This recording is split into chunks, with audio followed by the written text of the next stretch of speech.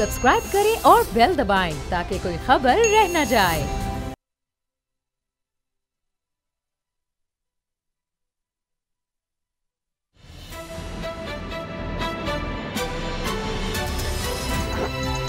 अब पता चला।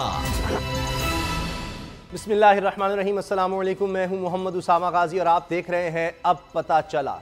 इस तरह आपके इल्म में होगा कि अब रोज़ाना आपसे 7 बजे शाम को मुलाकात हुआ करेगी। आज chief justice of Pakistan Asif Saeed Khosa के एक तकरीब से खिताब को लेकर सियासत में नई बहस चल निकली है। चीफ जस्टिस आसिफ सईद खोसा ने अपनी तकरीर में 2 दिन पहले वज़ीर आज़म इमरान खान के इस बयान के ताकतवर के लिए अलग कानून है और कमजोर के लिए अलग पर रद्द-ए-अमल दिया कि अदलिया की नजर में सिर्फ कानून ताकतवर है। उन्होंने मिसालें देकर बताया कि यह अदलिया ही थी जिसने एक वज़ीर आज़म को नाअहल किया और 2 को सजा सुनाई। एक आर्मी चीफ के केस का फैसला आने वाला है। चीफ जस्टिस आसिफ सईद खोसा के इस खिताब को लेकर अफवाह साज फैक्ट्रियां गर्म हैं कि बस अब वज़ीर आज़म गए के गए। सादा सी बात है, वज़ीर आज़म ने चीफ जस्टिस साहब को मुखातिब करके एक बात कही थी। आज आसिफ सईद खोसा को मौका मिला तो उन्होंने इसका जवाब दे दिया। ये कौन सा वज़ीर आज़म के खिलाफ पनामा की तरह का मामला सामने आ गया है जिसकी बुनियाद पर अदालत वज़ीर आज़म को चलता करे। हाँ, फॉरेन फंडिंग केस का मामला अलग है। एहतजाज का शौक पूरा करके हजारों लाखों लोगों को आज़ादी मार्च के नाम पर ख्वार करके अब अपोजिशन को समझ आई है कि इस तरीके से हुकूमत को घेरा जा सकता है। इसीलिए सारे धरने शरने खत्म करके आज अपोजिशन का टोला इलेक्शन कमीशन के बाहर खड़ा नारे बुलंद कर रहा था कि पीटीआई के खिलाफ इस केस की रोजाना समाअत की जाए। लेकिन सच ही कहते हैं कि जो दूसरों के लिए गड्ढा खोदता है वो खुद इसमें जा गिरता है। सो इलेक्शन कमीशन ने फैसला किया है कि नून लीग और पीपल्स पार्टी के खिलाफ भी फॉरेन फंडिंग की तहकीकात की जाएं। देखिए ये बाउंसर किसकी विकेट उड़ाता है, अपोजिशन या फिर हुकूमत की। सियासत की इस मारामारी में अगले 2 महीने बहुत ही अहम करार दिए जा रहे हैं। देखिए हालात क्या रुख इख्तियार हैं, कौन बनता है मुकद्दर का सिकंदर और कौन खामोशी से जाता है घर। आज इसी पर बात करेंगे। मेरे साथ हैं असद खरल साहब और बाबर डोगर साहब। कुछ अंदर की बातें, अंदर की खबरें लेकर आए हैं। मियां नवाज शरीफ साहब की सेहत के हवाले से भी बात हम करेंगे, लेकिन पहले देखते हैं कि जनाब chief justice of Pakistan Asif Saeed Khosa साहब ने क्या कहा और इससे पहले जिस बात पर इन्होंने कमेंट्स दिए हैं वो वज़ीर आज़म साहब का बयान क्या था वो भी देखिए।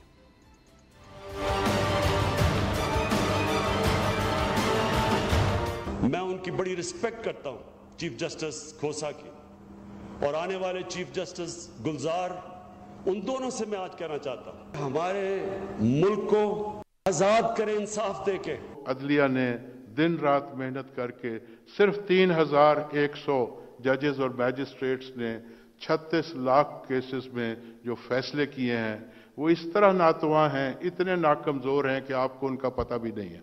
ये कहना कि कोई इम्बैलेंस है, इस पे जरा दोबारा से गौर कीजिए।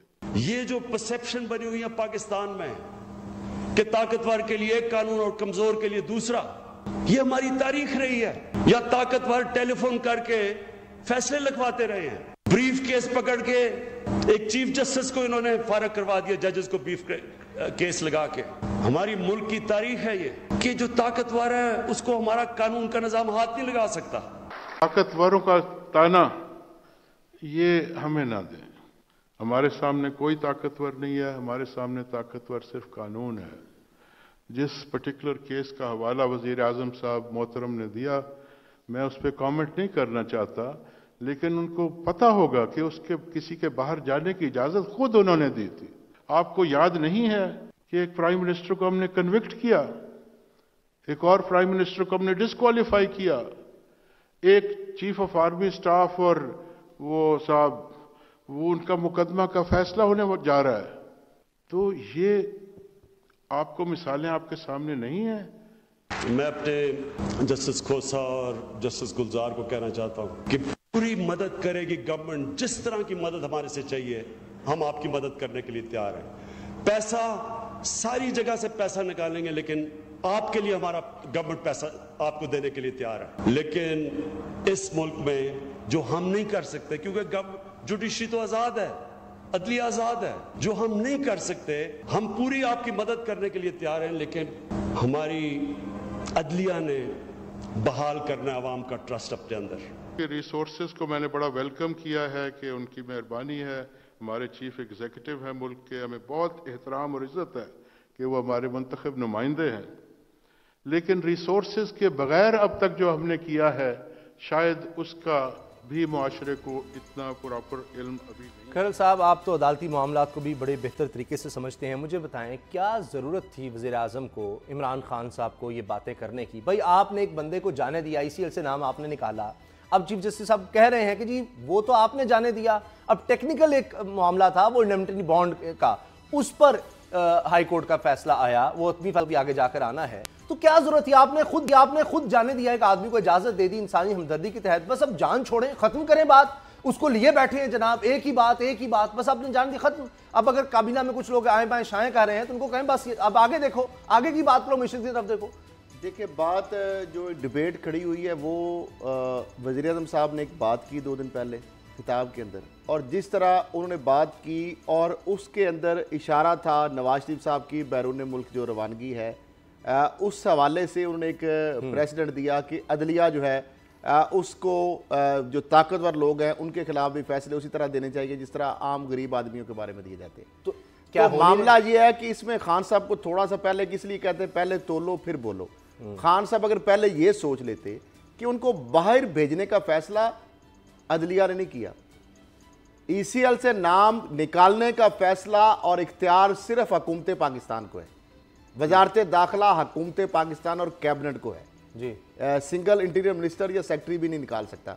अब चूंकि ये लॉ बन गया, यानी रूल्स ऑफ बिजनेस या जो भी कोर्ट की प्रेसिडेंट भी मौजूद है। दूसरी जानब जो उन्होंने बात की, अब जो चीफ जस्टिस ऑफ पाकिस्तान ने आज एक तकरीब के दौरान, तो ये इसलिए कहते हैं कि जज जो है वो नहीं बोलते, वो अपने फैसलों में बोलते हैं, लेकिन जब आप जुडिशरी के ऊपर, जब एक इदारे के हवाले से लोगों के अंदर एक परसेप्शन क्रिएट जिससे होने का खदशा हो, नहीं करना चाहिए था, खदशा हो, तो उसके हवाले से मेरा ख्याल है उन्होंने जो जवाब दिया, एक तो यह है कि वो जवाब उन्होंने जो दिया बड़ा जबरदस्त, उन्होंने कोई ऐसा उसमें कोई एंगल नहीं है कोई इस तरह क्रिटिसिज्म वाला। उन्होंने कहा कि वज़ीर आज़म साहब ने जो कमेंट किया है, एक तो यह है कि उनको पता होगा कि उन्होंने खुद फैसला दिया है, वो हमने जो हाई कोर्ट्स ने मामले देखे हैं वो उससे डिफरेंट नोयत। चले मैं समझ गया, अब मैंने इस पर आना है, अब आपसे ये पूछना है कि क्या इसके बाद कहा जा रहा है जी बड़े खतरात हो गए हैं, अब ये अदलिया और हुकूमत आमने सामने आ गए हैं, इस पर आते हैं। लेकिन बाबर साहब, आप एग्री करते हैं कि जनाब सुप्रीम कोर्ट खुद नहीं गए,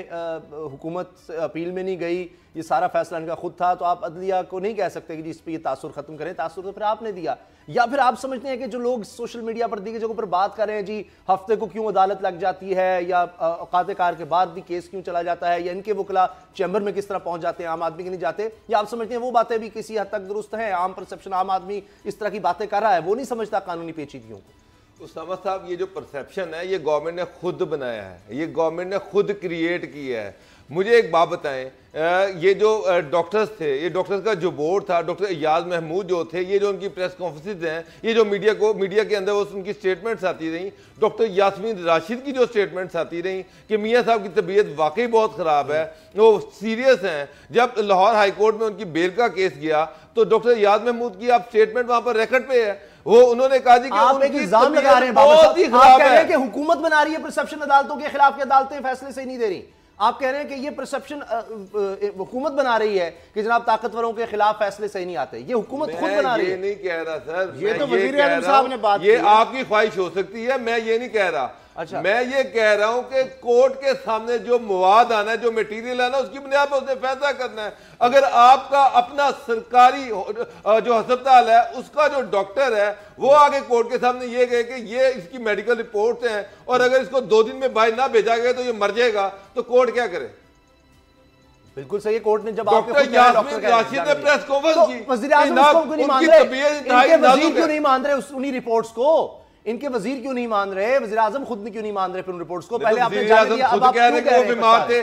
मसला ये है कि गवर्नमेंट जो है ये एक पॉलिटिकल डिसीजन था और गवर्नमेंट ये चाह रही है कि इस डिसीजन को हम कोर्ट का कंधा इस्तेमाल करके नवाज शरीफ को बाहर भेजें। कोर्ट का कंधा इस्तेमाल किया जाता। अब कोर्ट ने तो सिर्फ ये पूछा, अगर आपको ये 2010 के जो लॉ है, ECL का लॉ है, अगर आप उसको तब्दील करना चाहते हैं तो उसमें एक शिक बढ़ा दें कि अगर गवर्नमेंट ये समझे कि ये बंदा जो है इस पर इंडेमनिटी बॉन्ड लगना चाहिए तो हम इंडेमनिटी बॉन्ड भी होगा। कोर्ट ने तो इनसे सिर्फ ये पूछा था कि जनाब आपने ये जो इंडेमनिटी बॉन्ड मांगा है ये किस शर्त के तहत मांगा है, किस किस कानून के तहत मांगा है, वो कोई मौजूद नहीं इनके पास कोई जवाब नहीं था। ठीक। अब बात यह है कि जब कोर्ट में मैटर आएगा और जो दूसरा फ्रीक है उसको चैलेंज कर देगा इंडेमनिटी बॉन्ड को, तो अदलिया तो सिर्फ ये पूछेगी कि जनाब ये जो काबीना का डिसीजन है, ये जैली कमेटी का जो बात सही इसके है, पीछे लॉ क्या है, जो फिर हुकूमत साफ कह दे कि जनाब बात ये थी कि इंसानी हमदर्दी की तरह हमने किया है, फिर ये ना करें कि एनआरओ नहीं, ये फिर ये कह देना कि जी कोर्ट इंडिपेंडेंट आजादी के साथ फैसले करे। कोर्ट तो आजादी के साथ फैसले कर रही है, और भाई आप आजादी के साथ फैसले करें और जो फैसले करें उसको ऑन करें। आप बसा ये कि आप ये है कि आप गाजी को बाहर भेजना भी चाहते हैं और आप ये भी नहीं चाहते कि ये जो हम भेज रहे हैं ये जो है ये सारा हमारे ऊपर आ जाए। ये चाह रहे कि जी आपने कोर्ट पे डाल रहे हैं कि जी कोर्ट का ये फैसला आया था उसकी वजह से हमें बाहर भेजना पड़ा है और ये सारा कोर्ट पे डाल रहे हैं। तो कोर्ट तो अपने ऊपर नहीं रहेगी कि अदालत का कंधा इस्तेमाल किया गया है, लेकिन फिर उसको ऑन करें खरल साहब। और फिर ये बातें करना कि हम पर प्रेशर आ गया था और ये एनआरओ नहीं, तो इस तरह की बातें ना करें। जो बात है साफ साफ कर दें, मान जाए कि जनाब आप में इतनी सकत नहीं थी या यहाँ पर इलाज नहीं था, जो भी वजह है आप कह दें कि जनाब इस वजह से हमने जाने दिया, बस वो चले गए, खत्म कहानी। मेरा ख्याल है अभी फिलहाल इसको ख़त्म ही समझें, क्योंकि शहबाज शरीफ साहब का चेयरमैन पब्लिक अकाउंट्स कमेटी का इस्तीफ़ा मंजूर हो गया। एक तो ये बात सुन लें। अच्छा, यानी शहबाज शरीफ साहब का इस्तीफ़ा जो उन्होंने दे दिया है पब्लिक अकाउंट्स कमेटी के चेयरमैनशिप से, वो आज एक्सेप्ट भी हो गया है। अब ये देखें कि नवाज शरीफ साहब तो गए, वो तो बीमार हैं। शहबाज शरीफ साहब तो बज़ाहिर अभी बीमारी का हमें नहीं बता के गए। शहबाज शरीफ साहब के केसेस इंक्वायरीज भी चल रही है। इसका मतलब ये है कि उनको उनका रोल जो है शहबाज शरीफ साहब का, उनको माइनस किया जा रहा है और एक एल्डर की पार्टी बन रही है। अच्छा, मेरा तो ख्याल है कि वो चूंकि वज़ीर आज़म बनने वाले हैं इस वजह से वो ये बातें कर रहे हैं, क्योंकि वो तो अपनी सीवी तैयार उन्होंने रखी हुई है। उनसे अगले जो स्टेप में मेरा ख्याल है जो लीडर ऑफ द अपोजिशन वाला मामला है वो भी उनसे जाता नजर आ रहा है मुझे। नहीं, ये जो मुझे नजर आ रहा है, मैंने कल बड़े बड़े चैनल्स की ट्रांसमिशन देखी है इस पर, अभी चीफ जस्टिस साहब के बयान के बाद देखी है। बड़े बड़े साफी कह रहे हैं कि बस गए इमरान खान साहब गए, अब तो कहानी खत्म है, अब तो ये दिसंबर, कोई जनवरी की डेट दे रहा है, कोई फरवरी की दे रहा है। तो आपको लगता है ऐसी कोई बात है? ये चीफ जस्टिस वो मौलाना साहब ने एक बयान दाग दिया है कि उनकी जड़ें कट गई हैं, उनकी चूल्हे हिल गई हैं, इमरान खान जाने वाले हैं, उनके देर ठहर गए हैं, वो मैं ऐसे नहीं गया था, ऐसे वापस नहीं आया था। मेरा ख्याल है अफवाहें तो हो सकती हैं, अफवाहें तो हो सकती हैं, ख्वाहिशात तो हो सकती हैं उसामा साहब। अच्छा, मुझे नजर नहीं आ रहा कि इमरान खान अभी जाते हुए। बाबर साहब इस पर जल्दी से मैंने अगली खबर पर मैं कल साहब से थोड़ा सा डिसएग्री करूंगा। हुकूमत का जो काम है, जो ड्यूटी है, वो गवर्नमेंट नहीं कर रही। गवर्नमेंट का पहला काम था बेहतरीन एडमिनिस्ट्रेशन और गवर्नेंस, अब और उसमें civil service reform, health sector, तो इसलिए अब ये इमरान खान जा सकते हैं। सर मैं ये नहीं कह रहा कि इमरान खान साहब जा सकते हैं, नाकामियां तो हुकूमत वो कम कर दी पे जड़े नहीं करने चाहिए। मेरा मतलब है कि आप कह रहे हैं कभी आप कोर्टों के साथ लड़ाई कर रहे हैं। सवाल का जवाब दें, आप बात कुछ मैं आपको सिर्फ एक बात बता दूं, इमरान खान साहब की वन लाइनर उसामा साहब, वन लाइनर लाख खामी है। पहली खामी तो हमने भी डिस्कस वन लाइनर ये है कि नवंबर के महीने के आखिरी 3 दिन जी, आखिरी 3 दिन अगर कोई पुठा सीधा फैसला इमरान खान ने कर लिया तो उस पे नहीं मामला गड़बड़ हो जाएगा। मेरा जाती ख्याल है, मेरी एक अगली खबर सर, एक मिनट, नवंबर दिसंबर जो कह रहे हैं T20 सबसे अहम है। अच्छा। और T20 जो है ये खान साहब की गवर्नमेंट का सबसे बड़ा टेस्ट केस होगा। और अभी आ जाते हैं एक और केस पर जनाब। और आपने अभी कहा कि खान साहब की गवर्नमेंट जा सकती है या नहीं जा सकती, ये नहीं मुझे पता जा सकती है या नहीं जा सकती, लेकिन हुकूमत जो है हुकूमत से कोई खुश नहीं है इस टाइम, काफी रिजर्वेशन है। आज जहांगीर तीन को टास्क दिया है कि इत्तेहादियों को मनाए, किस चीज का टास्क दिया है, क्यों टास्क दिया गया है, इत्तेहादी नाराज हैं, इसका मतलब है कुछ ना कुछ अंदर चल रहा है। अभी देखते हैं कि वो दिसंबर जनवरी तक मानते हैं नहीं। नवाज शरीफ साहब का अब इलाज शुरू हो गया है बरतानिया में, लंदन में, और उनकी अपनी ख्वाहिशात, उनकी ख़ानदान की ख्वाहिशात के मुताबिक। और अब पहले तो वो फ्लैट्स में पहुंच गए थे और बहुत से लोगों ने सवाल उठाया कि जनाब हॉस्पिटल क्यों नहीं लेके गए, तो अब उनको हॉस्पिटल ले जाया गया है। खरल साहब, ये बयानात आ रहे हैं उनके बेटे की तरफ से कि एक तो खुफिया रखा जाए उनके इलाज को, अपील कर रहे हैं वो, दूसरा वो ये कह रहे हैं कि उनके ख्याल में अमेरिका उनको ले जाना पड़ेगा। तीसरी बात उन्होंने कर दी कि जी उनको तो खदशा है कि इनको जहर दिया गया है। तो अब आज ये बात को वाजे आ जाएगी, आज उनको ले गए हैं, उस टेस्ट में पता लग जाएगा कि खुदा न खास्ता उनको किसी ने जहर तो नहीं दिया या उनको अमेरिका ही ले जाना है। तो अब प्रॉपर उनका इलाज हो रहा है। अब इसके बाद कोई सियासी बयान आएगा नून लीग की तरफ से, क्योंकि मुसलसल यही बात हो रही है। यहाँ तो इमरान खान साहब पर तनकीद हो रही है कि जी जाने क्यों दिया, उनके लिए एक बहुत मसला बन गया जिसका हमने डिस्कस किया। वहाँ वो कह रहे हैं जी कोई इंसानी हमदर्दी नहीं दिखाई इस हुकूमत में। उसामा साहब, एक तो हुसैन नवाज साहब ये पहले भी ट्वीट कर चुके हैं और खदशे का इजहार उन्होंने किया है। दूसरी बात जो मैंने कही थी कल भी कि उनके घर में वहाँ भी ICU बन गया है, तो इसाक डार साहब ने उसकी तस्दीक कर दी। उन्होंने कहा बिल्कुल जिस तरह हमने जाती उम्र में बनाया है उसी तरह हमने एवन फील्ड हाउस जो उनके अपार्टमेंट्स हैं पार्क लेन वाले, वहाँ पे भी हमने एक ICU का बंदोबस्त। देखिए मैंने तो कंफर्म किया बीमारी अपनी जगह, वो बिल्कुल बीमार है, लेकिन वो ICU तो बिल्कुल एक ड्रामा था। अच्छा, वो तो आप जाने दें, पता नहीं पहली बात तो ये ICU है। दूसरी बात आपने जो कहा कि वो हॉस्पिटल चले गए हैं, हॉस्पिटल का आज उन्होंने एक फोटो सेशन के लिए जस्ट एक दौरा जरूर किया है, चेकअप वगैरह कुछ नहीं हुआ, नहीं एडमिट नहीं हुए। नहीं, गलत बात ना करें। नहीं, वो बीमार हैं, वहाँ पर कैंसर का जो सेक्शन है जहाँ पर कैंसर के हवाले से वो जो ट्रीटमेंट की जाती है, वहाँ पर टेस्ट किए जाते हैं, वहाँ पर कुछ उनके टेस्ट जो हैं वो आज होने हैं, कुछ उनके टेस्ट जो होंगे वो वहाँ पर उनके टेस्ट होंगे और उसके बाद वो वापस घर वापस आ जाएंगे। लेकिन मेरे लिए एडमिट नहीं हुए, लेकिन मेरे लिए सबसे अहम चीज जो है वो ये है कि यहाँ पर जिस तरह से शोर मचाया जा रहा था कि बहुत तबीयत खराब है, अगर खुदा ना खास्ता ये ना हुआ तो ये हो जाएगा। उनकी गर्दन से ऊपर खून नहीं जा रहा, उनका चेहरे पे सूजन आ गई है, वो चल नहीं पा रहे, और ये सारी चीजें, हार्ट का इशू ये है। और हुसैन नवाज जो थे ट्विटर पे ट्वीट किए जा रहे थे कि जनाब उनके हालात जो है वो बहुत खराब हैं। डॉक्टर अदनान के हम ट्वीट पढ़ रहे थे, सारी कौम जो थी वो बड़ी परेशान थी कि पता नहीं क्या हो गया। उसामा साहब वहां से घर फिर वापस चले जाएंगे। अब कब ये टेस्ट रिपोर्ट्स आएंगी उसके मुताबिक ये फैसला करेंगे। घर पर वो हैं, डॉक्टर अदनान वहाँ डॉक्टर है जो उनको वहाँ पर अवेलेबल हैं।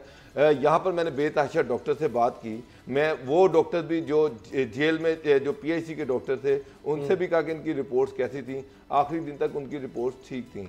जो विजिटिंग डॉक्टर थे उनको जो यहाँ पर विजिट करते रहे हैं, उनके नज़दीक की मियाँ साहब बीमार तो थे, उनको बीमार इश्यूज तो थे, लेकिन इस तरह सीरियस कंडीशन नहीं थी जो कि बताई जा रही थी। तो ये जो जहर खानी वाली बात है कि जिनको कोई पॉइजन दिया, जहर वो दिया, तो फिर मरियम ने दिया होगा अचानक, क्योंकि खाना उनका घर से, आप बेटी पर इल्जाम लगा दिया। उसामा साहब आपने बेटी पर इल्जाम लगा दिया। खाना उनका घर से आता था, वो 12 दिन रही है नैब के पास, 12 के 12 दिन उनका 3 टाइम का खाना घर से आता रहा है और माशाल्लाह बेहतरीन खाना आता रहा है। मेन्यू हम सारे यहाँ पर जिस बंदे के प्लेट बीमार आदमी काम हो, जिसकी तशवीशनाक हालत हो, जहर भी उसको दिया जा रहा हो, वो इस तरह शाशपेश होता है। उसामा हर बीमार आदमी स्ट्रेचर पर नहीं होता, जस्टिफिकेशन बना ले, हर बीमार आदमी स्ट्रेचर पर नहीं होता। अगर हुसैन नवाज ट्वीट कर देगा तो हम पूरी कौम पागल तो नहीं कि उसके पीछे लग पड़ेंगे। मैंने उसामा साहब कल आपको कहा था, वहां पे जो पार्क लेन अपार्टमेंट्स के जो लोग हैं, जो वहां पे रहायशी हैं, पहले भी उन्होंने शिकायत की थी, अभी फिर उन्होंने कौंसिल को शिकायत की है कि ये तमाशा जो हमारे अतराफ में लग जाता है कि हमारा जो जिंदगी अजीरन कर देते हैं लोग। रात को ही जो वो पहुंचे थे तो वहां पे सैकड़ों लोग, एक तो नून लीग के, उन्होंने इमरान खान के खिलाफ नारेबाजी की, उनकी फैमिली के बारे में, उनकी बहन के बारे में, उनकी अहलिया के बारे में और इमरान खान के बारे में। उसकी तरह आज सुबह से ही PTI के सैकड़ों लोग वो पहुंच गए, वो वहां पे चोर और पता नहीं क्या क्या और मरियम के पापा क्या है और सारे जो नारे हैं वो सोशल मीडिया पे वीडियो वायरल है। अब वहां पे एक और तमाशा खड़ा हो गया, जो मैंने कल ही कहा था कि हुसैन नवाज इसलिए खौफजदा थे कि अगर नवाज शरीफ साहब का वो एक्टिविटी खुफिया नहीं रखते, आज जब उनको लेके जाया जा रहा था, उनके साथ हुसैन नवाज थे, हसन नवाज थे, नवाज शरीफ साहब थे, शहबाज शरीफ साहब थे, डॉक्टर अदनान थे। 2 गाड़ियों में जब वो बैठे हैं तो पूरा पाकिस्तानी जो मुख्तलिफ चैनल के वहां पे सारे ऑलमोस्ट जो लोग मौजूद थे, तो उस फैमिली ने उनको नहीं बताया कि वो कहां पे उनको ले जाया जा रहा है। तो लिहाजा मकसद ये है कि ताकि ये लोग जो वहां पे जो जमे गफीर अमेरिका भेजना चाह रहे हैं, ये तो अमेरिका भेजने की एक अभी बात आई है, जिस तरह अभी मैं नहीं समझता कि कंफर्म है, क्योंकि अभी तक कोई, मेरी भी उनके करीबी जो जराए उनसे बात हुई है, किसी अमेरिकी हॉस्पिटल या डॉक्टर से प्रॉपर अभी तक उन्होंने कोई मशवरा नहीं किया। ये एक हुसैन नवाज का उसी तरह ट्वीट है जिस तरह की जहर दी जा रही है। मतलब मामला ये है कि ये जो पहली बात तो ये तबीयत के वाले से वो इतना सीरियसनेस चले, अल्लाह का शुक्र है कि वो जो अब मैं एक जो है इमरान खान साहब का जो बयान था कि एक कानून और ताकतवर के लिए, अच्छा। मेरा ये चैलेंज है कि ये है महकमा जेल, हुकूमत पंजाब होम डिपार्टमेंट ने एक फहरिस्त मुरतब की है, इसमें 41 उसामा साहब इसमें प्रिजनर हैं।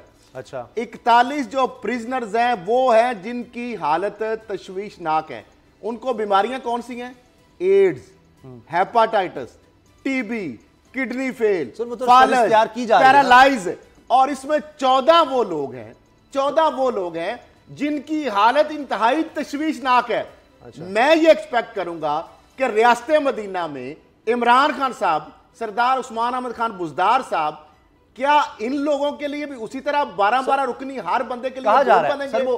क्या इनको भी सरकारी हॉस्पिटल में फ्री इलाज मिलेगा? आप हंस रहे हैं बाबर क्या साहब? इनके लिए भी इसी तरह एक लिस्ट बन रही है अंदर क्या 3 दिन बैठेगा? फिरदौस आशिक खान साहब ने कहा जो उम्र रसीदा है इनको आजादी जेलों से मिलेगी? सर जी, क्या बात इनका सुन लो। प्रॉपर इलाज होगा?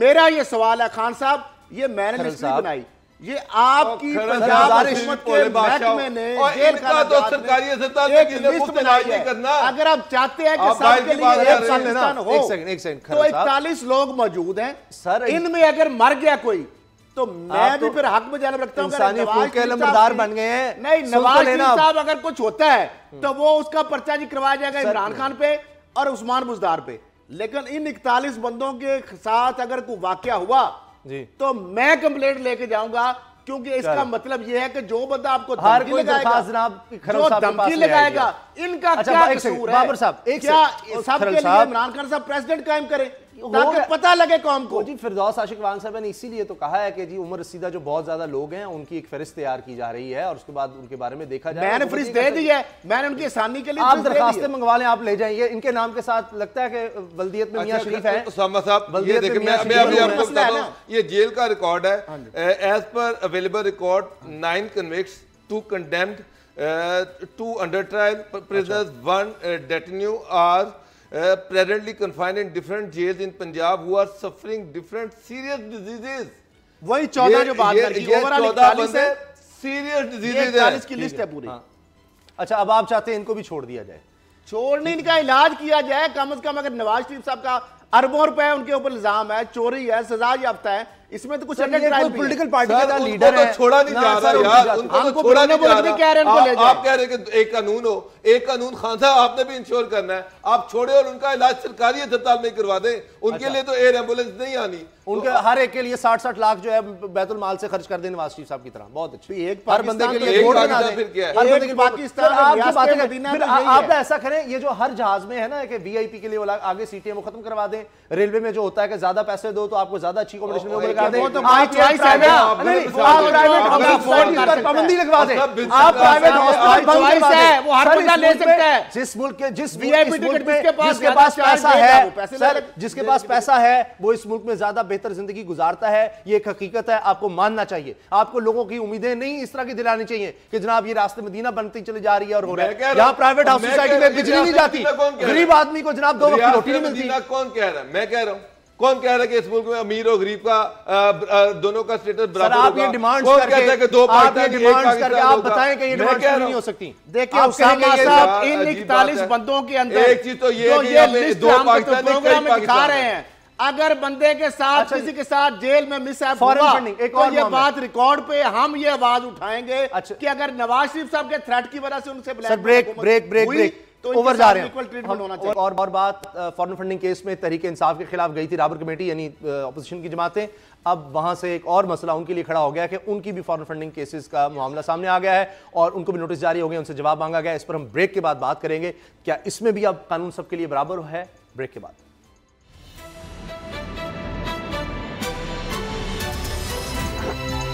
अब पता चला।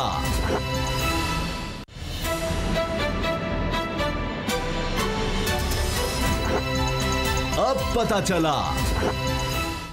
प्लान ए और बी की नाकामी के बाद राहबर कमेटी जमीयत उलमा इस्लाम फजल रहमान ग्रुप के हमरा पहुंची। इलेक्शन कमिश्नर वहां एहतजाज किया और कहा कि जनाब रोजाना की बुनियाद पर तहरीक इंसाफ के खिलाफ फॉरेन फंडिंग केस को सुना जाए और ये कहा जाए कि ये प्लान सी था तो गलत नहीं होगा। प्लान ए धरना इस्लामाबाद में फ्लॉप हुआ, बुरी तरह से नाकाम हुआ, लेने के देने पड़े। उसके बाद प्लान बी आया शाहराहें बंद करने का, वो भी कहा गया कि जनाब चले हम वापस ले रहे हैं, लोगों को मुश्किलात का सामना है, वो भी फ्लॉप हुआ। अब प्लान सी जो सामने आया है इसमें एक और काम हो गया है। करल साहब वो कहते हैं लेके देने पड़ गए। ये तो अब पीपल्स पार्टी और नून लीग को भी नोटिस चले गए हैं। कम से कम इलेक्शन कमीशन कोशिश कर रहा है कि कानून सबकी नजर में बराबर हो। उन्होंने कहा जी तहरीक इंसाफ की फरंट फंडिंग केस तो चल रहा है, जरा अपने खाते भी खोल लें। तो ये ना हो कि उन पर पाबंदी लगवाने चले थे तो नून लीग और पीपल्स पार्टी पर पाबंदी लग जाए कि ज्यादा पैसा तो आपको बाहर से आया है और उसका कोई रिकॉर्ड ही नहीं आपके पास, किसने किस तरह कैसे पैसे दिए और कहां लगे। करल साहब देखिए उसामा साहब, दो जिस तरह रेस होती है ना, तो एक खिलाड़ी कमजोर होता है तो वो भागने के बजाय ना, वो पंजाबी में जिस तरह कहते हैं कल्टी करके या उसको रुड़े उठका के या उसको गिरा के, जिसको कहते हैं, हाँ जी, वो आगे निकलने की कोशिश करता है। अब मामला ये है कि खसियानी बिल्ली खंबा नोचे। अब मुझे ये बताया कि पीटीआई का एक बंदा है फाउंडिंग मेंबर, उसने ये केस किया हुआ है। ये वो अब्दुल्ला वो दीवाना जो शादी वो किसी की है और अब्दुल्ला दीवाना जाकी, अब 9 बंदे वहाँ पे शिकस्त खुर्दा को इकट्ठे हुए थे वहाँ पे जो मैं देख रहा था। अब वो कह रहे हैं जी फौरन डे टू डे कर दे, और मेरा ख्याल इलेक्शन कमीशन ऑफ पाकिस्तान ने ये तो अच्छा काम किया है। और हम ये कहते हैं कि सबका एहतसाब होना चाहिए, सबका हिसाब होना चाहिए। मामला ये है कि जो पीपल्स पार्टी और जो नून लीग ने जो पार्टी फंडिंग के नाम पे, एमक्यूएम तो मशहूर बदनाम थी ना, लेकिन जो भत्था का एक सिलसिला शुरू किया गया है, आप पूछें उस एमएनए से, पूछे उस एमपी से, 4-5 जो 10-12 जो किचन कैबिनेट के उनके हट के कि उनको एक टिकट कितने में मिलता है। एमएनए का टिकट करोड़ 2-2 करोड़ रुपया लोग दे के लेते हैं इन पार्टियों से। एमपीए का टिकट जो है उसके लिए भी करोड़ से ऊपर लिया जाता है। फिर उसके बाद जलसा जब होता है इनके हलकों में तो इनसे फिर 50-50 लाख दिए जाते हैं। मुझे ये बताएं कि पीपल्स पार्टी और नून लीग ने, अभी ये खोखरों की बात कर लें, कितना पार्टी फंड दे चुके हैं अब तक, आप हिसाब जमानत पे फंड, देखिए जद्दा से लेकर आप, फिर उसके बाद कोई इनका इवेंट होता है तो पार्टी अकाउंट जाके देखें तो वहां पे खाली। तो सर पार्टी फंड किस तरह होता है, 14 सूटकेस गए हैं की जेब में दे देता है, पता नहीं किस किसके पैसे हैं उसमें, कोई सरदारी साहब की जेब में दे देता है, कोई जनाब उधर इनके करीबी जो लोग हैं वो ले लेते हैं। डोगर साहब से पूछें कि कितने में टिकटें बिकती हैं, करोड़ों अरबों रुपए जमा होता है, बाबर साहब क्या वो अकाउंट्स में जाता है? क्या वो अकाउंट में जाता है? उसका हिसाब जाते हैं, आप कह रहे हैं खुद खा जाते हैं, तो और काउंट करता है उसका ब्राइब है। अच्छा बाबर डोगर साहब, मेरा ख्याल है कि अगर ये बड़ा सीरियस चार्ज है फॉरेन फंडिंग केस, आप इसको खोखरों से ऐसे ना मिलाएं। मतलब ये है कि चार्ज ये है कि आपको फंडिंग बाहर से हुई और मुल्क दुश्मन फंडिंग, ये एहसन इकबाल साहब कह रहे हैं मुल्क दुश्मन फंडिंग, और दुरानी साहब कह रहे हैं कि जी ये तहरीक इंसाफ खत्म हो जाएगी। मैं भी बोल रहा था। अच्छा उसमें जो केस है, मेरी इलेक्शन कमीशन में काफी लोगों से बात हुई है, उस पर एक कमेटी बनी हुई है, 2 बंदों की कमेटी है, वो इसको इन्वेस्टिगेट कर रही है। स्टेट बैंक उन्होंने सारा डाटा भिजवाया। अब एक पार्टी के अरबों रुपए के फंड्स हैं, उसमें बेताशा लाखों के हिसाब से जो लोग हैं उन्होंने बाहर से पैसे भेजे हुए हैं। हर एक की बैंक डिटेल, हर एक की डिटेल्स लेना, किसने किसका पैसा भेजा है, कौन क्या है, ये सारी चीज़ें इकट्ठा करना एक दिन का काम नहीं है, ये एक लंबा प्रोसीजर है। कमेटी उस पर काम कर रही है, वो उसकी इन्वेस्टिगेशन कर रही है, उसमें जो फरीक है उनको बुलाया भी जा रहा है। तो ये केस चल रहा है और इसका अल्टीमेटली फैसला तो मेरिट पे आना है, जो रिपोर्ट्स आएंगी उसके मुताबिक आना है। अब ये आज इकट्ठे होके आए हैं कि जनाब हमें भी उसमें फरीक बना दिया जाए, तो ठीक है, ये उसमें फरीक बन जाए, इलेक्शन कमीशन को कोई इतराज़ नहीं है, लेकिन इलेक्शन कमीशन ने अपने रूल्स के मुताबिक चलना है और जो उसके पास फैक्ट्स हैं, एविडेंस है, उसकी बुनियाद पर चलना है। तो जो इनके खिलाफ आ गया सर, वो भी उस पर भी कमेटी बनेगी, प्रोसीजर तो वही होगा, दोनों का वही प्रोसीजर। तो जो चंदे मिलते रहते हैं, जो मौलाना साहब ये धरने के लिए चंदे लेकर आए, उसका बात ये है कि हमने पाकिस्तान के साथ खड़े होना है, हमने किसी पॉलिटिकल पार्टी के साथ नहीं खड़े होना। एक चीज याद रखिए कि अगर किसी को इंडिया से फंडिंग होती रही है, अगर किसी को इस्राइल से फंडिंग होती रही है, या किसी को दुश्मन मुल्क से फंडिंग होती रही है, तो फिर उसके खिलाफ एक्शन होना चाहिए, वो कोई भी पार्टी है। ये एक सीधा सीधा असूल है। अब स्टेट बैंक के पास सारा डाटा है, जो फंडिंग आती रही, जहां से आती रही, सारी पॉलिटिकल पार्टीज की, चाहे वो मौलाना फजलुर रहमान है, चाहे वो नवाज शरीफ है, चाहे वो जरदारी साहब हैं, चाहे इमरान खान है। मुझे तो अब ये जो टिकटें बिकती हैं, आप उसमें लिखते हैं कि ओवरसीज सारी पॉलिटिकल पार्टियां बेचती हैं, कोई एक पॉलिटिकल पार्टी ऐसी नहीं। तो ये लिखा जाता है कि जी ये 2 लाख में ये हमने टिकट बेची है, 50 करोड़ इधर से आया, 20 करोड़ फलां बंदे ने दिया, वो नाम लिखे जाते फॉरेन हैं। फंडिंग केस तो बस आ गया। साहब आप फॉरेन फंडिंग केस की बात कर रहे हैं, उसमें पैसे सारे यहाँ फॉरेन देते होंगे, फंडिंग वो बाहर केस से में देते बात ये फॉरेन का मतलब होता है बाहर से जो पैसा है, बात ये कि रिकॉर्ड आपने मेंटेन करना होता है। पीपल्स पार्टी को बाहर से चंदा नहीं मिलता, तो सर उसको आज चले गए ना, नून लीग को नहीं मिलता। तो इसका मतलब ये है कि अगर इनको मिलता है तो पीटीआई को छोड़ दें, कादरी साहब को पीटीआई को छोड़ दें, सबसे ज्यादा यार जिसको भी मिलता है मिनाजुल आप कुरान को इलेक्शन आता है, कमीशन इसका आप मतलब ये है कि वो मुल्क दुश्मन है। हर बात ये है, बात ये है मैं ये पूछ रहा हूँ, हर पैसे का हिसाब हो सकता है, ये पार्टियां रखती हैं, होना चाहिए, है या नहीं है? इस तरह तो सारी पार्टियां पाकिस्तान की पाबंदी लग जाएगी। मैं ये कह रहा हूं फिर तो पाकिस्तान में कोई एक पार्टी नहीं बचेगी। सर जो अकाउंट्स बने हुए हैं उनमें जो बाहर से पैसा आया है उसकी डिटेल स्टेट बैंक के पास है कि किस पार्टी को किस किस मुल्क से कितना पैसा आया। जो उनके ऑफिशियल अकाउंट्स हैं उनमें जो भी पैसा आता है उसकी डिटेल स्टेट बैंक के पास है। मसला ये है कि उन डिटेल्स को काउंटर चेक करना है कि ये 12 मुल्कों से पैसा आया, इनमें ये लोग हैं जिन्होंने पैसा पे भेजा, उन लोगों के बैकग्राउंड्स क्या हैं, यही आपने चेक करना। वहां तो आपके सफारत खाने भी हैं, वहां से भी चेक हो सकता है। तो ये सारी चीज बाबर साहब, वो टीटीओ का फैसला अभी तक नहीं आ सका, उसको केस चली जा रहा है, वो मौजूद हैं, रोज खरल साहब ले आते हैं डॉक्यूमेंट्स, चेक्स की कॉपीज लेकर आए हैं, सारी दुनिया में चेक्स की कॉपीज लेकर आए हैं, एक एक चीज लेकर आए हैं, और नैब में अभी तक फैसला नहीं आया। आपका लॉ जो है वो ये कहता है कि जो फॉरेन फंडिंग होगी उसको चेक किया जाना चाहिए, उसका पता देख लिया सर, पहले टीटीओ में चेक देख लिए हैं, कितने साल पुराने हैं, आज तक अब आके मुकदमात लग रहे हैं, उनके फैसले पता नहीं कब आएंगे। एक फैसला जो कप्तान ने किया, खिलाड़ी कुछ बदले हैं, उनकी पोजीशंस बदली हैं, कोई बैटिंग ऑर्डर में तब्दीली आप कह लें, कोई बॉलिंग की तब्दीली आ गई है, लेकिन चेहरे वही हैं। असद उमर साहब आ गए हैं अब जनाब, अब प्लानिंग में उन्होंने आते ही जब चार्ज संभाला है तो रिपोर्ट तलब की है जी क्या हो रहा है, तो उनको बताया गया जी पब्लिक सेक्टर में ये कर दिया, तरक्याती मंसूबे आ रहे हैं, इस्लाहात आ रही हैं, उन्होंने कहा जी काम तेज़ करना है, पैसे बचाने हैं। तो असद उमर साहब की खिदमात फिर हासिल करनी है। खरल साहब, तो पहले पता नहीं क्या हुआ था कि इस्तीफ़ा दे गए थे, वो तो बड़े अच्छे आदमी हैं, अच्छा काम कर रहे थे, अब वो प्लानिंग में कुछ ऐसा कर लेंगे जो वज़ारत ख़ज़ाना में नहीं कर देखा जाए उसामा साहब, तो ये मनसूबाबंदी और स्पेशल इनिशिएटिव की जो उनको कलमदान वजारत का दिया गया है, ये वजारत ख़जाना से बड़ा पोर्टफोलियो है। डोगर साहब भी जानती हैं, क्योंकि ये सबसे बड़ा अगर महकमा कहा जाए, सबसे बड़ी वजारत कही जाए, क्योंकि पूरे मुल्क की डेवलपमेंट का, तरक्की का, सारा जो फ्यूचर का, मुस्तकबिल का, इसके ऊपर दारोमदार होता है। तो एक बंदा वजीर खजाना जो है वो तो कामयाब नहीं हो सका, इमरान खान साहब खिलाड़ी, अब उससे बड़ा टास्क उनको दे दिया गया। अब देखते हैं वो किस तरह इससे नबर्दमा हो जाए। लेकिन उनकी जो कलमदान संभालने पर, इवन के जो सी पैक के वाले से चाइना ने बड़ा उसको खुश आमदीद कहा है कि जी बड़ा एक अच्छे एक इजाफा है। दूसरा साहबजादा महबूब सुल्तान जो है उनको एक वजारत दी देगी। खुसरो मुख्तियार साहब जो है, पहले तो ये लग रहा था शायद इमरान खान साहब को जिस तरीके से उन्होंने अपनी मोहब्बत और किस तरह शहर में उतारा हुआ था, इसी बेस पे उनको वजारत पेट्रोलियम जो है उसका पहले फैसला हुआ, और 24 घंटों में ही उनको वजारत पेट्रोलियम नहीं मिली, क्योंकि नदीम बाबर साहब जो है वो किसी की इंटरफेरेंस नहीं, मुदाखलत नहीं पसंद करते। उन्होंने यही कहा कि अगर इनको आपने लाना है तो मैं चला जाऊंगा। यूसुफ बेग मिर्जा साहब देख ही लिया, एक मामनक सूसी चले भी गए आज, जी रिजाइन कर दिया, तो वो भी चूंकि मामनक सूसी हैं वज़ीर आज़म, अभी तो बाबर अमान साहब कह रहे हैं कि तो मजीद फिर उसके बाद अगली बात आ गई आपको जो इसके बाद उनको दे दी national food and security.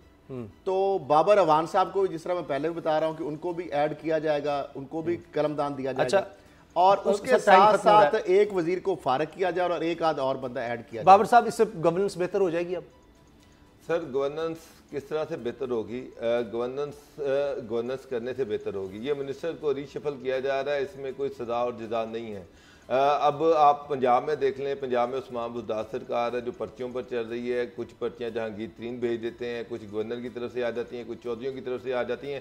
Chaudhary तो खैर अब सीधा खड़े हो गए हैं उनके सामने, और वो तो कह रहे हैं कि 2020 में T20 है, और उसमें वो तो चैलेंज कर रहे हैं कि उस्मान बुज़दार को, उन्होंने ओपन चैलेंज कर दिए। उस्मान बुज़दार का भी हालात ये देखिए कि इस गवर्नमेंट का सबसे बड़ा जो इनिशिएटिव है ना, वो नया घर प्रोजेक्ट है, नया घर प्रोजेक्ट, जिसके तहत 50 लाख घर देने हैं। मैं आज हैरान रह गया ये सुनकर कि नया घर प्रोजेक्ट के में जो सेक्रेटरी हाउसिंग है वो है नसीम सादिक साहब, जो शहबाज शरीफ के PSO रहे हैं बड़ा अरसा। और उसकी वो उस नया घर प्रोजेक्ट को हेड कर रहे हैं सर, और जान की मान एक मिनट दे है कि बात मारोगे तो नहीं डीजी है सर, मारोगे तो नहीं सर, उसके डीजी बात पूरी कर लेने दे यार। चले बात कर जो डीजी है वो लियाकत चट्टा साहब है, और लियाकत चट्टा साहब जो थे वो हमजा शहबाज के पीएसओ थे। एक जो है वो शहबाज शरीफ का पीएसओ, दूसरा जो है वो हमजा शहबाज का पीएसओ, एक सेक्रेटरी, दूसरा डीजी, और अच्छा। पिछले 1.5 साल में उसकी एक ईंट भी नहीं रखी गई। सर अब मैं कुछ मारोगे तो नहीं? जी जी सर गल ये है कि 10 साल एक बंदा वज़ीर आला रहा है, उस सारी ब्यूरोक्रेसी आप बदल दें, सारे बंदे निकाल के नहीं रख दें। उन्होंने कभी ना कभी किसी ने तो शहबाज शरीफ को, हमजा को, इन लोगों को सर्व किया होगा। कहां से नई ब्यूरोक्रेसी ले आए? क्या किन बंदों को लगा दें? कोई फरिश्ते ले आए या ऑटो पे कुछ चला दें? कोई यही लोग होंगे? क्या करें फिर उसके बाद? मुझे तो ये भी नहीं समझ आती। वैसे मैं आपकी जो फरासत है उसको मैं बड़ा गुस्सा करेंगे। नहीं, मैं सीरियसली बड़ा मुतासिर हुआ हूं कि आपका सबसे बड़ा इनिशिएटिव जो है वो आपने ढूंढ के नग ढूंढे हैं। एक वो जो शहबाज शरीफ का पीएसओ, एक वो जो शहबाज का पीएसओ, सारों को एसटी लगा दें। खुदा का नाम ले लें यार, आपको और भी बेताशा ब्यूरोक्रेट्स पड़े हुए हैं, लेकिन ढूंढ के वो बंदे लगाए जा रहे हैं। अब आप आज इन्होंने एक दो बंदे आपने चीफ सेक्रेटरी साहब का कहा था, अच्छे बंदे लगाए हैं, ये तो है ना। आपका चीफ सेक्रेटरी जो लग रहे हैं अब पंजाब वो जब लगेंगे वो तो अब उस वक्त की बात है। आज मैं एक और सेक्रेटरी प्रोसिक्यूशन खरल साहब वो जो है वो खालिद शेरदिल को लगा दिया, जिसके ऊपर अरबों रुपए का साफ पानी का अभी तक नैब में रेफरेंस चल रहा है, और उसको आज प्रोसिक्यूशन में सेक्रेटरी लगा दिया गया। ये भी आपको मुबारक हो। तब्दीली सरकार में बड़े बड़े फैसले हो रहे हैं। वफाकी वजीर दाखिला ब्रिगेडियर इजाज शाह साहब लाहौर में, उनकी कुछ अहम मुलाकातें भी हुई हैं। कल DGISI की वज़ीर आज़म इमरान खान साहब से मुलाकात हुई है। अच्छा, अब क्या रीअलाइनमेंट हो रही है? चौधरी नहीं मान रहे सर, ये मैं आपको बता दूं। क्या मामला चौधरी नहीं मान रहे, क्या नहीं मान रहे? एक्टिविटीज हो रही हैं तो क्या नहीं मान रहे बाबर साहब? क्या नहीं मान रहे? चौधरी बरादरान जो है वो बिल्कुल वज़ारत आला से नीचे नहीं, कुछ नहीं, वज़ारत आला से नीचे वो कुछ नहीं मान रहे। वो राजी चौधरी बड़े रख रखाव वाले आदमी हैं। जब तक वो खामोश थे उन्होंने बड़ा सब्र किया, लेकिन फेडरल गवर्नमेंट अगर मुनस्सिलाई साहब को दे दें, मुनस्सिलाई साहब को कोई वज़ीर, अगर इमरान खान समझदार हों और उनके जो नाअहल निकम्मे मशीर हैं उनकी बातों में ना आए और मोहन सिलाई को अभी भी मिनिस्टर बना दें तो बड़ा खतरा टल सकता है। मोहन सिलाई ने आज एक ट्वीट किया, मैं उस पर बड़ा अप्रिशिएट करता हूं। एक पॉलिटिकल, एक विजडम वाली बात उन्होंने जो की है। एक उन्होंने कहा है कि कालाबाग डैम, और दूसरा माहौलियाती आलूदगी के लिए उन्होंने कहा कि इमरजेंसी फौरी लगाई जाए और इसको सिलेबस में शामिल किया जाए। यानी मैं समझो इस तरह की दोनों दोनों कुछ लगा दो, वरना यहाँ पे एक बैशिंग हो रही है सिर्फ। अच्छा जी, चले मुनस्सिलाई साहब को देखें। ये बाबर साहब भी कह रहे हैं और खरल साहब को भी है कि अगर इमरान खान साहब ने खतरा टालना है, वरना जनाब चौधरी बरादरान तैयार हैं, वो प्रेशर डाल रहे हैं। नून लीग उनको सपोर्ट कर रही है सर, ये मैं आपको बता दूं। नून लीग उनको पूरा सपोर्ट कर रही है कि अगर चौधरी ब्रादर जो है वो चैलेंज करते हैं पीटीआई को पंजाब में, तो नून लीग उनको बिला मसरूफ सपोर्ट करेगी। कब तक ये प्रेशर बर्दाश्त कर सकेंगे इमरान खान? क्योंकि ये जो धरना था इसमें बहुत दबाव उन पर आया था, उस पर भी नहीं माने। फिर चौधरी बरादरान के बयानात आ गए उनके खिलाफ, उस पर भी नहीं। अब क्या चीज़ उनको मना सकती है?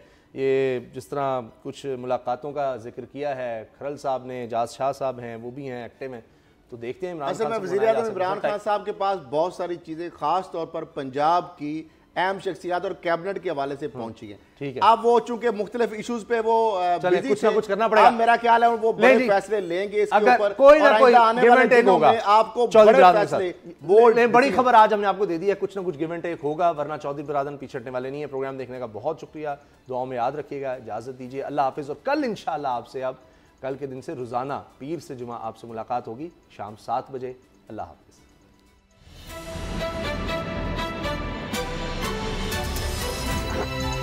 अब पता चला।